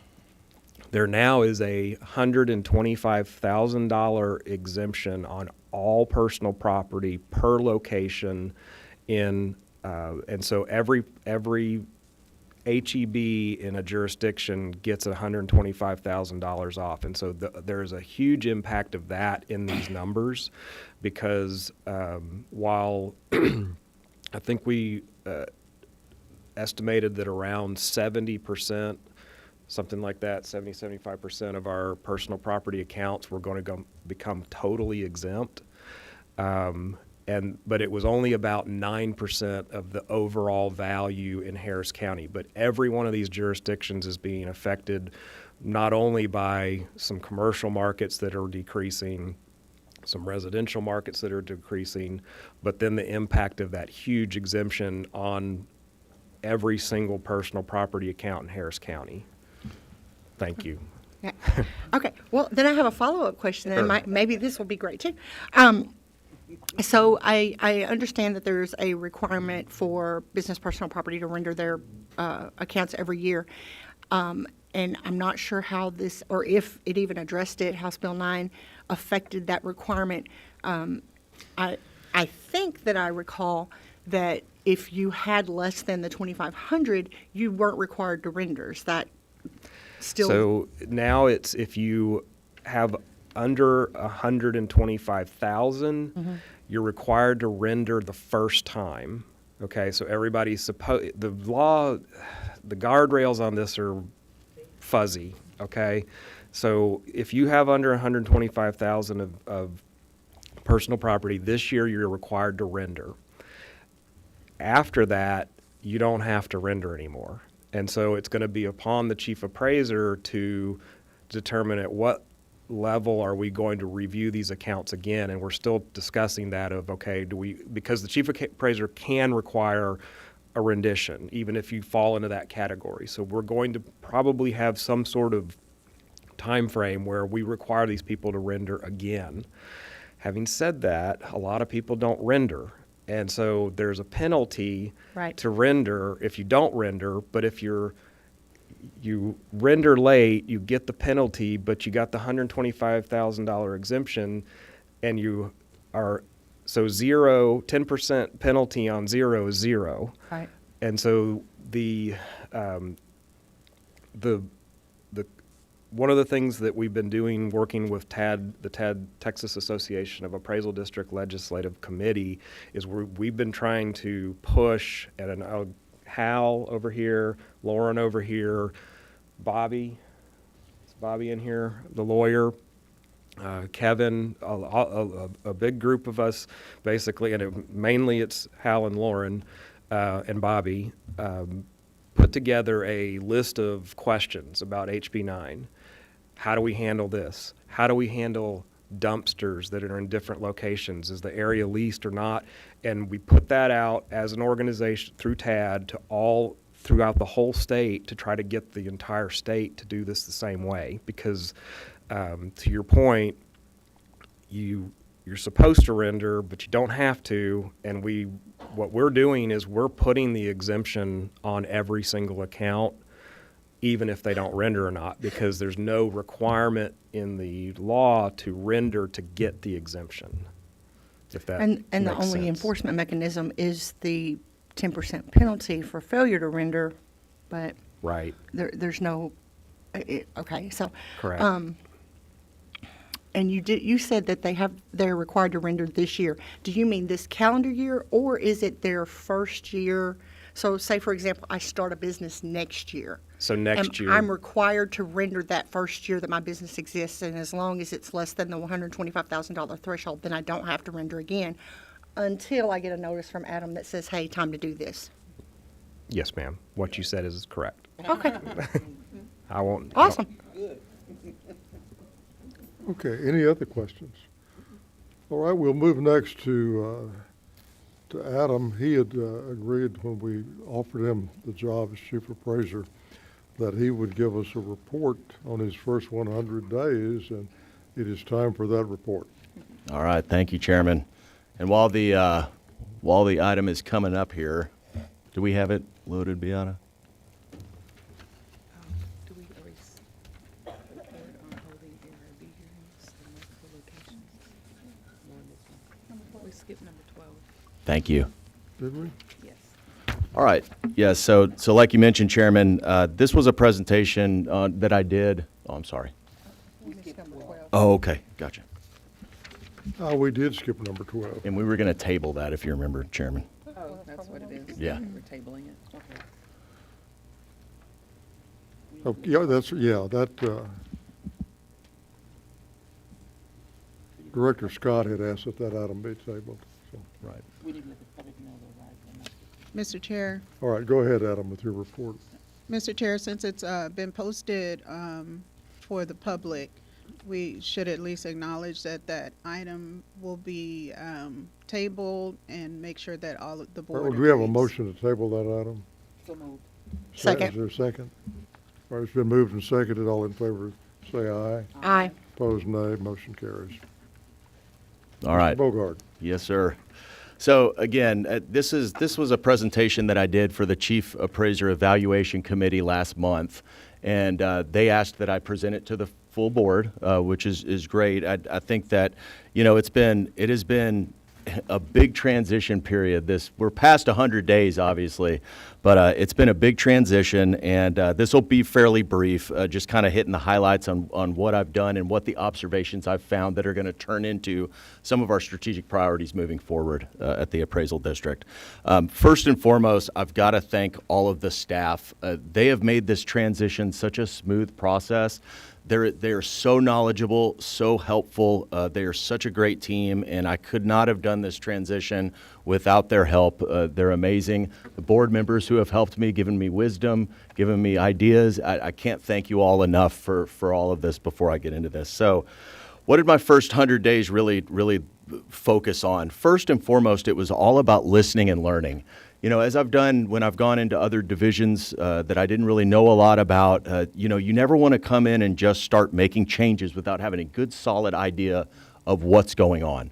And so you may have these preconceived notions on what's happening, but until you get in and really start talking to everybody and looking at the data, having those meetings, hearing people out, hearing their concerns, you never want to make changes until that's done. And so this first 100 days was really about listening and learning. I worked a lot with Sally Vardy, gave me a lot of guidance. She has a lot of history outside of this organization, helping to onboard executives. So I really appreciate the help she gave me. My executive coach, and we put together a plan that really focused on this, listening and learning. I know that I had meetings with some of the board members, which was very helpful, getting your concerns and what you want to see for the district moving forward.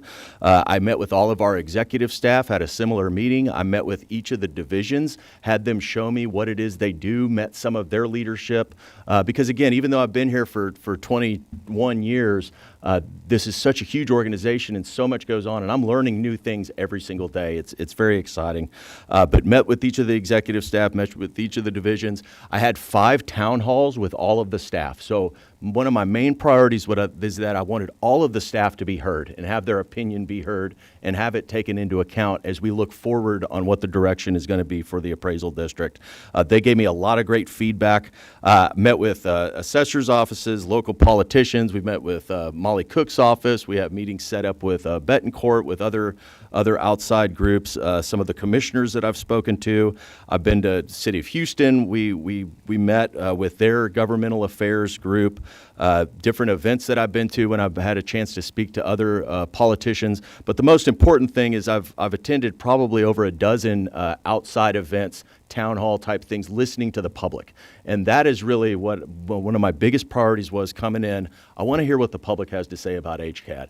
And as we move forward, really want us to have an outward focus in making sure that we're taking that into account. So got a lot of good feedback from the public in these outreach events. And from that listening and learning, what it does is it gave me the insights. What is it that we need to work on as an organization? Where do we need to prioritize and focus? That then leads into developing our strategic focus, which we're working on with the executive staff, putting all of these observations into a plan to be able to turn them into action. And that was really the goal of this first 100 days. And so what are my observations from this first 100 days? And this isn't all of them, but this is a list of kind of the things that I've seen and what I think that we need to focus on, and excitingly, some of the things that we've already done to address some of these. So first and foremost, going out and speaking to the public, we've got to make sure that there is trust and transparency with the public. It was brought up today. Transparency is so important in our organization. Then that trust that we have to build with the public starts with that. There's still a lot of, when I'd go out and speak at events, there's a lot of still kind of fear that HCAD's hiding the ball, that we're maybe not being honest, we're maybe not giving all the information. And so we've got to do what we can to make sure that the public gets all the information they can. It started, some of the things we've done to address our website have helped with that. I want to make sure that everything that we have that we can put out on the website for the public to consume is out there so that we're fully transparent with what we do. And that really leads into this second bullet item, which is enhancing the public's understanding of the property tax system and HCAD's role. Still a lot of confusion on whether we collect taxes, do we levy taxes. A lot of people think that we're part of the county. It's like no matter how many times we tell them, they think we're a county entity. And it's important for them to understand that for them to trust us, they've got to know we don't have any skin in the game when it comes to the taxing portion.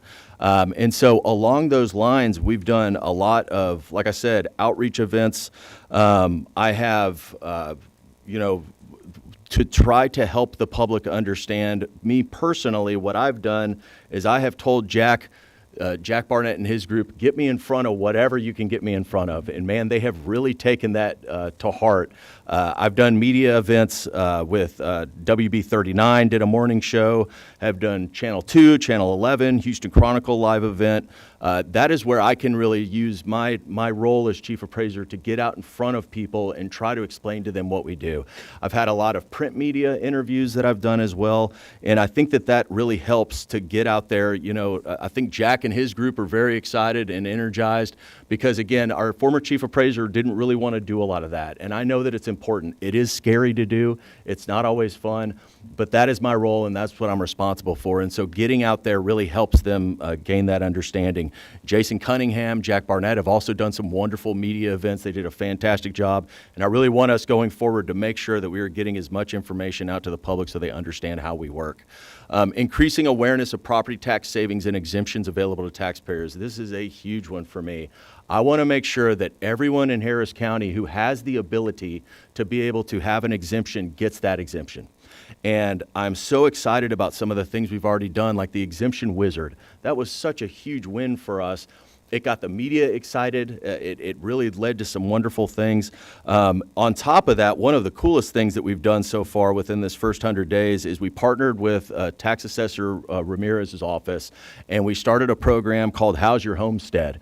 And what we did was we kicked it off with some press conferences, and it culminated in walking door to door out in the public, out at South Park and Sunnyside. We partnered up with Commissioner Rodney Ellis, and we've identified who we thought could get a homestead there, and we knocked on their doors on a Saturday. It was hot, it was sweaty, the people that were out there remember, but we knocked on doors, and we were able to actually sign up people at their door. Using our technology and the tools that we have, which was so exciting.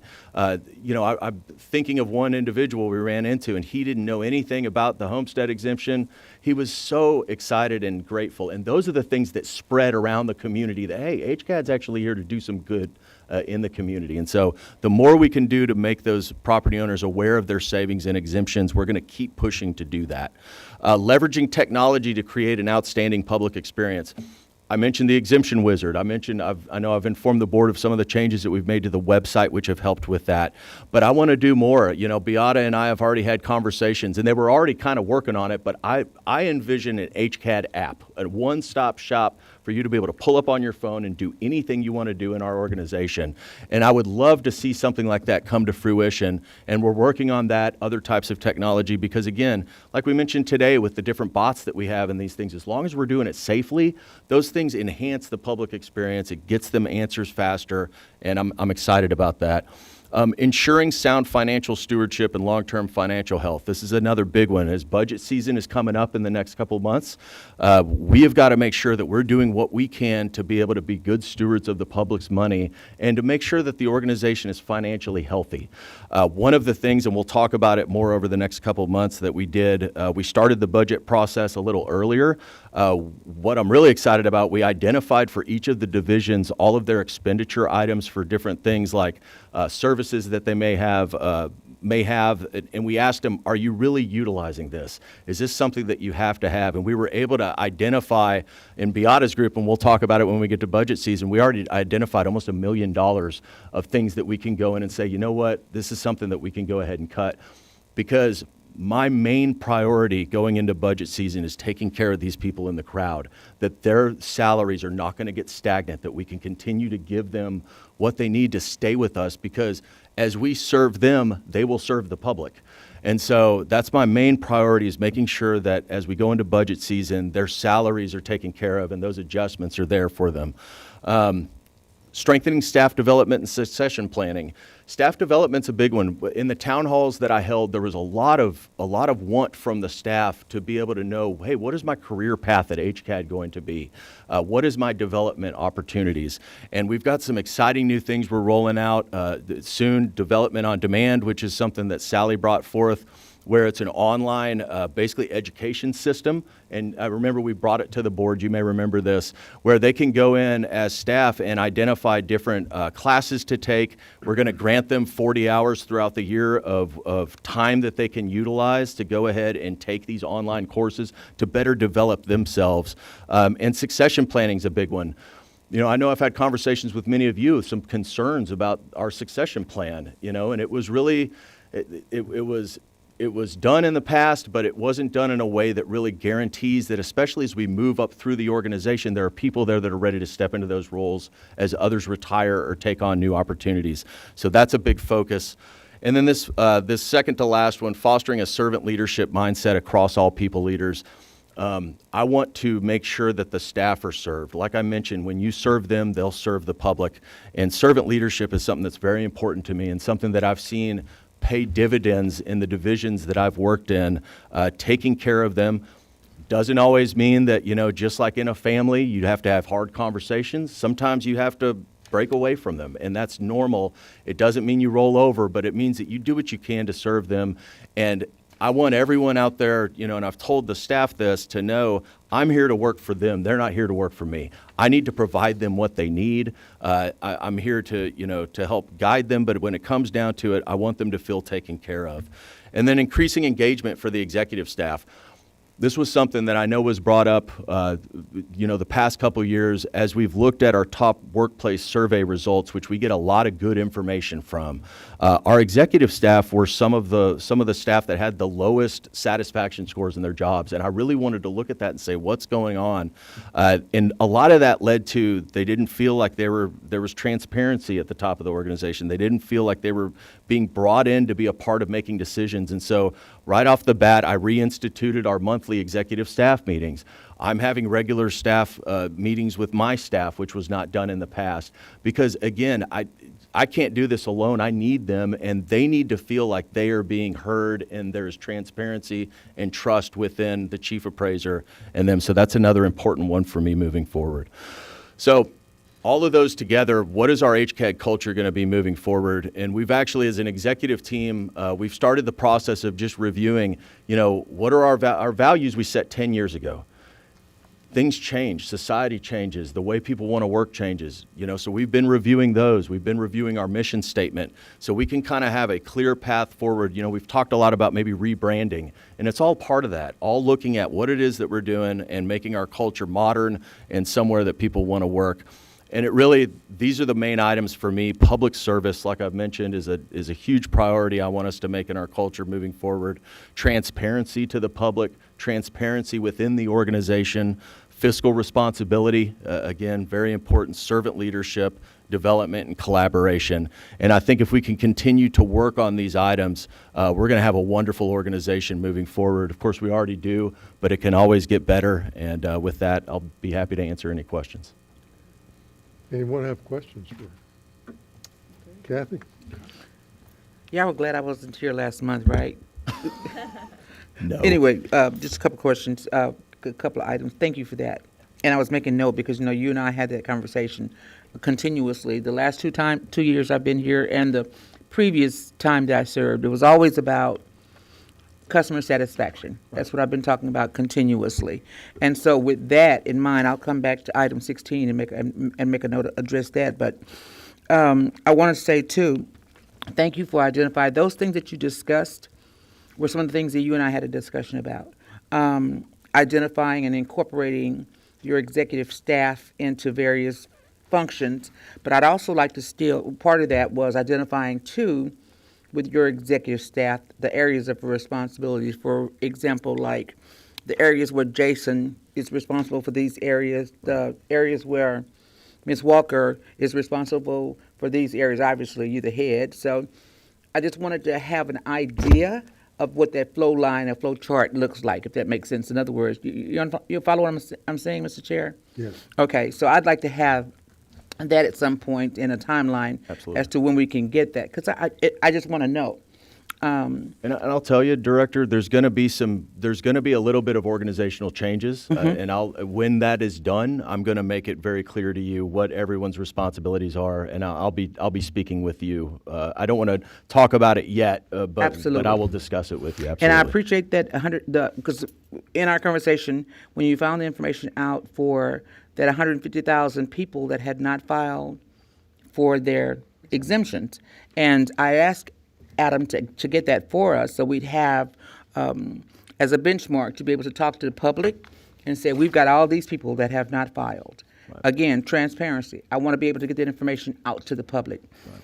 And with that being said, you said you and Ms. Ramirez, y'all walked out in various ones into a particular area, knocked on doors. And it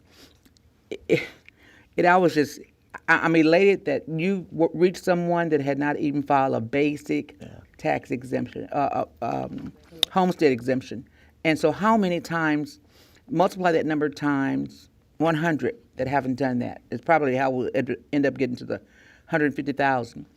Have you identified or mapped where those areas are And if you have, then what can we do as representatives to work with those areas to continue to schedule meetings? Ms. Mabel's still going to a lot of meetings, and I want to say we appreciate that as well.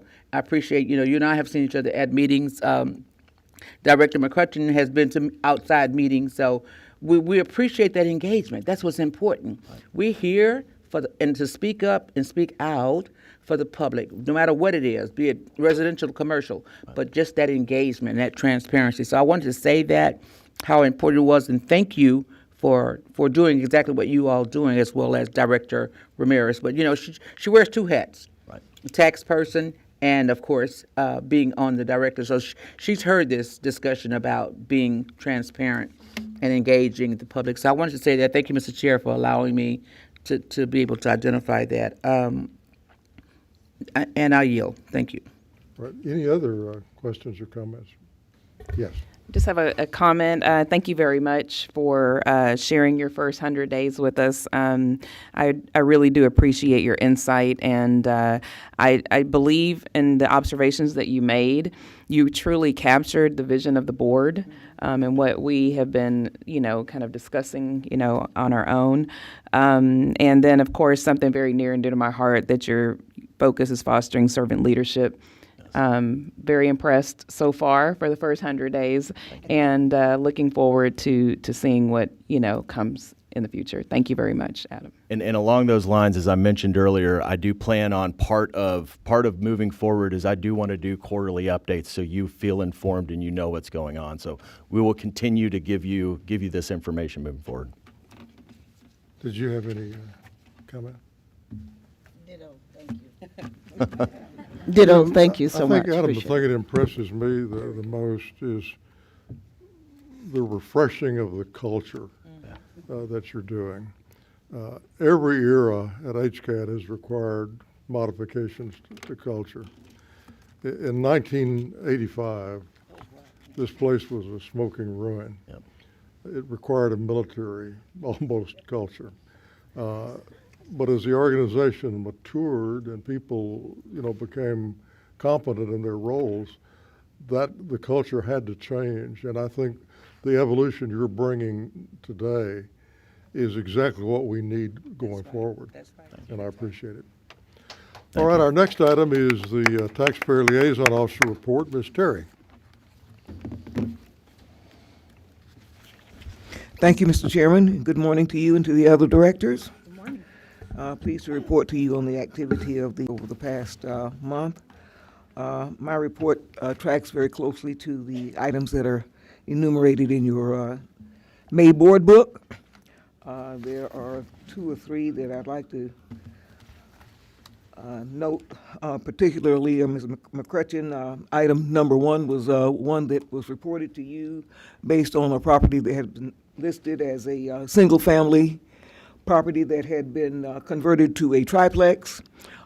We did some extensive research on that and did a field inspection. It was, in fact, a triplex, and that will be updated in the HCAD records as a result of our field inspection. Okay. And Ms. Lamont Dixon, we finally finished with all of the requests from Ms. Zumbera. You remember her? She had 2 people that she was assisting, one of whom was delinquent on his 2024 and 2025 taxes, stating that he didn't get a tax statement. I explained to him through her that not receiving the tax statement was not an excuse not to pay the taxes, and he got down to the tax office and got a payment plan, and I followed up on that to make sure that was going on. So he's taken care of. And the Cronstedts was a little bit more complex. They were moving from one property to another, and untypical of other situations similar to this, they were not selling the previous home, and they wanted his 100% VA transferred to the new home. The first thing we did was we got an ownership change done for the new property that they acquired, and the third thing she requested was she wanted to get the website opt-out in place so that their names would not be reflected on the property. And she thought that the Cronstedts had submitted that. It had not been submitted. So I said, send it to me. They got it to me. I got it to the staff here at HCAD, and that's been done. and it reflects now as current owner. So I'm done with that one. And Mr. Robinson, there was one that I was assisting you with, Mr. Mondelli, number 19. He was a gentleman. Here again, he was a builder. He had 2 homes, one of which he lived in, another that he built, and it wasn't selling, so he moved from the original house to the new house. It was complicated because he owned both houses, one in his name, the other in the name of his company. That complicated the process of getting the exemption. He was intelligent enough to get 2 different driver's licenses with 2 different issue dates with the same expiration date. But I knew at that point in time that I needed to have a visit with him, which I did, and we had a lengthy conversation. And he said that he's going to get all of this straightened out before we certify. And I told him that he said we don't have to worry about removing the exemption for the first one because he's putting it up for sale and he's living in the bigger, more expensive one. So anyway, he's being very creative and I wish him well. That concludes my report. Are there any questions that you all have of me? All right. If no questions, thank you, Teresa. We'll next recognize the chairman of the Appraisal Review Board.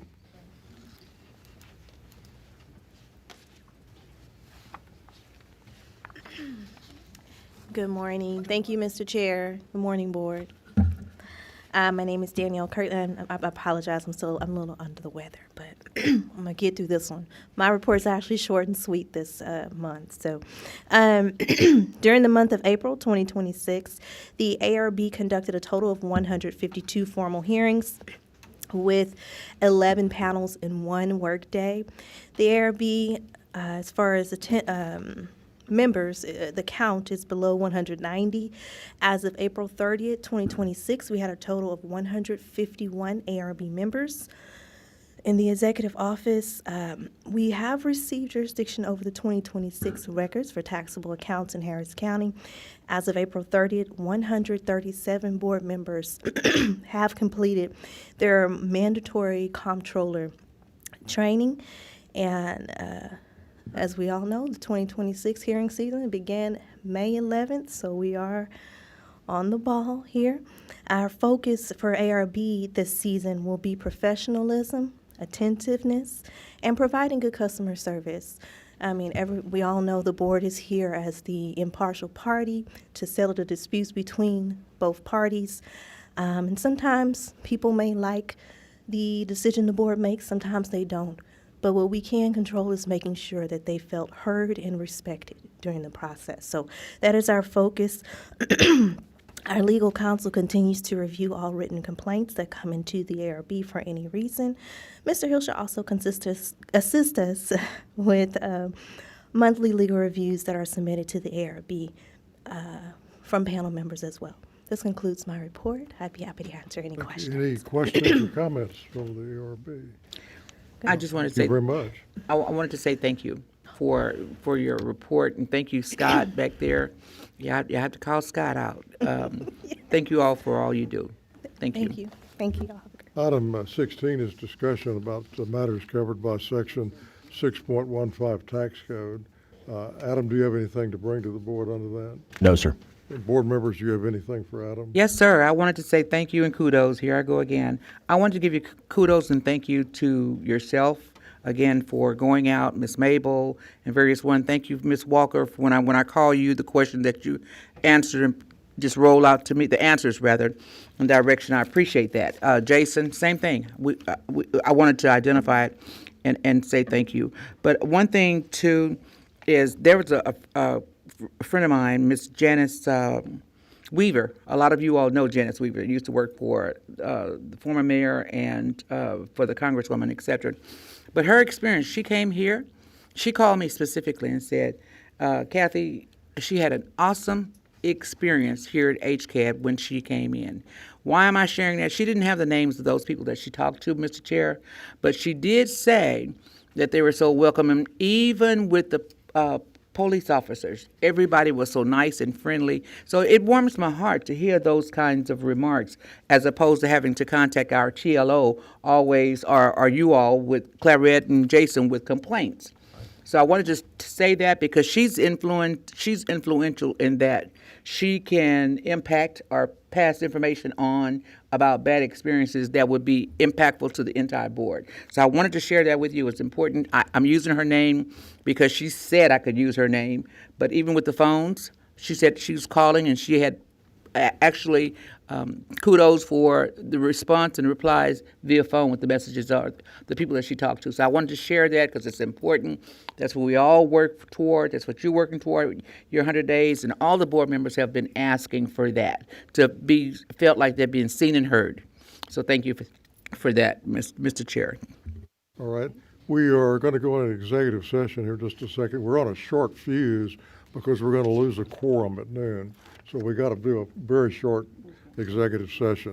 So we will now enter into executive session for the purposes authorized by sections 551, 071, 072, 074, and 076 of the Texas Government Code. The board will retire to executive session. The time is 11:42 a.m.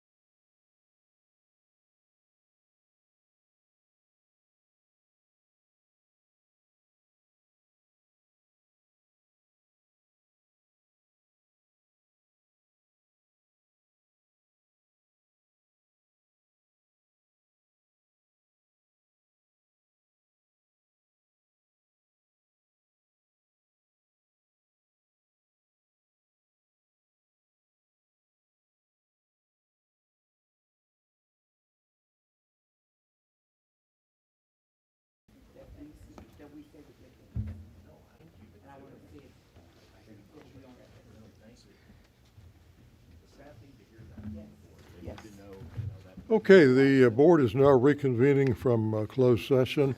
The time is 11:56. Pending litigation is our next item. Consideration and possible action to approve settlement of pending litigation, pending appeals to the State Office of Administrative Hearings, and pending arbitrations as presented. Do I have a motion to approve the proposed settlements? So moved. We have a motion. Second. Is there a second? We have a motion and a second. Any discussion? We'll do a roll call on this one. Mr. Lipper Daniels, Aye. Ms. Tracy Jones, I abstain. Ms. Lon Dixon, Aye. Ms. McCrutcheon, Aye. Ms. Noriega is absent, Ms. Ramirez is absent, Mr. Scott is absent, Mr. Sullivan is absent, Chair votes aye. Motion carries with one abstention. And, I'm sorry? After this, Ms. Cooper Daniels had something to add, right? Did All right. Ms. Oh, yes, thank you, thank you. Thank you, Mr. Chair. I just want to add for the record that I'd like to identify perhaps or inquire from a board member that may want to participate in that AI committee. I think it's important because, too, it'll alleviate some of the questions. It won't be me. I'm not volunteering. But to canvass the board members to see if any of them want to serve as part of that committee. Okay. Thank you. Let me work on that, and we'll talk about it. I've got to think of how to do that, or how you would want to select a person. But Kevin, I mean, I'm trying to think if there's any having a board member on the. Okay, let us look at it, and I'll get back to you as soon as we've reviewed. Thank Very you. good. I appreciate that. All right. Well, that concludes the agenda, so we will stand adjourned at 11:57. Thank you.